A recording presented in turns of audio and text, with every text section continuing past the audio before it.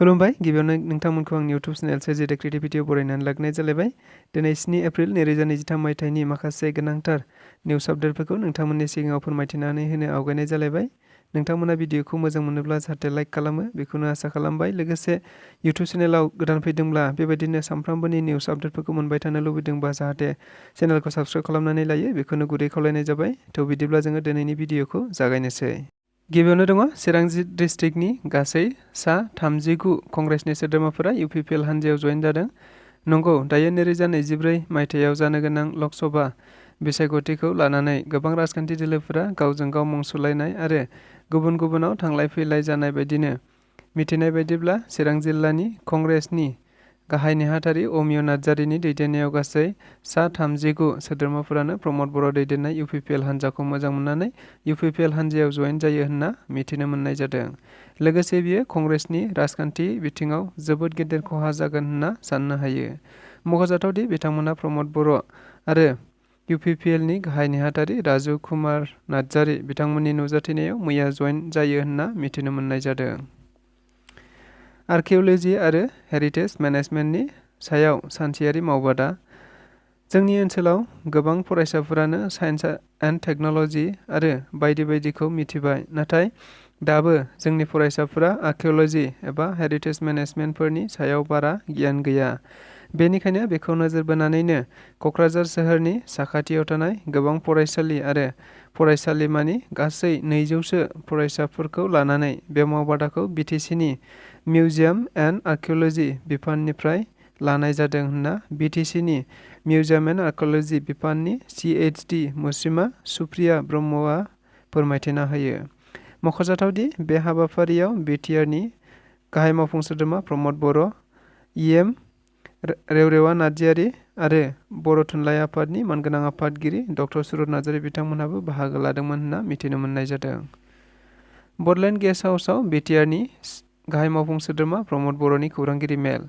देग्लाय 2023-2024 मायथाइनि रांबावजा जथुमआ थांनाय 4 आरो 5 एप्रिलखालि जोबनानै थांबाय। बे जथुमनि गेजेरजों मा थांखि लानाय जाखो बेखौ रायजोफोरनो फोरमायथिनाय मुङैनो बे खौरांगिरि मेलखौ लानाय जादों BTRनि मानगोनां गाहाय मावफुं सोद्रोमा प्रमद बर' बिथाङा।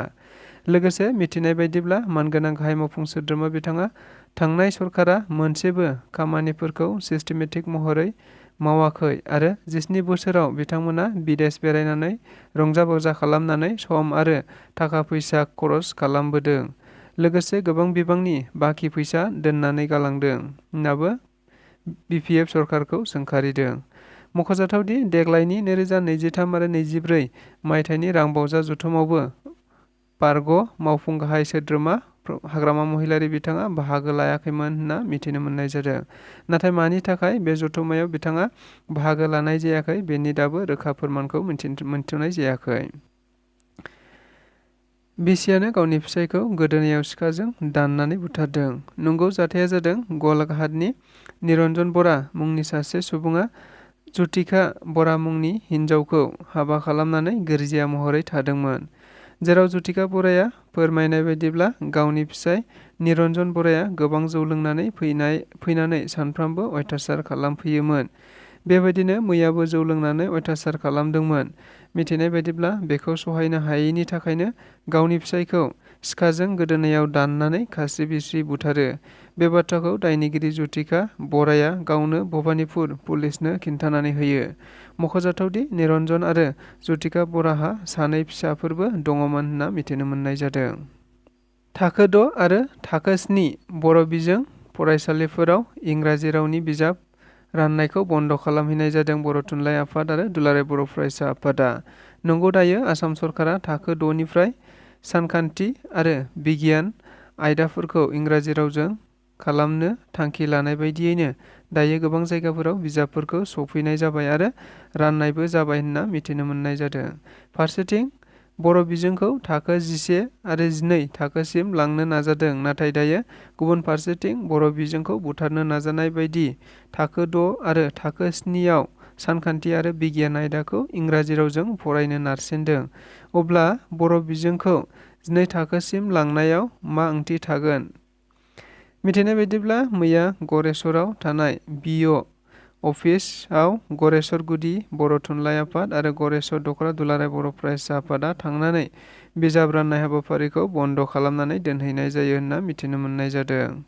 लोगोसे गरेस्वर गुदि बर' थुनलाइ आफादनि गाहाय नेहाथारि बिथाङा बुंदोंदि बर'फोरा गोबां सोमावसारनानै गोबां मुंख्लंफोर जानानैसो बर' बिजोंखौ मोनदों। ओंखायनो जों माब्लाबाबो गनायनो हाया आरो गोनांथि जायोब्ला रायजो राजाफोरखौ लानानै सोमावसारगोन होननाबो खौरांगिरि मेलनि गेजेरजों बिथाङा बुंथिनानै होबावो। बेजों लोगोसे दिनैनि रादाबा बेखिनियानो। गोजोन्थों।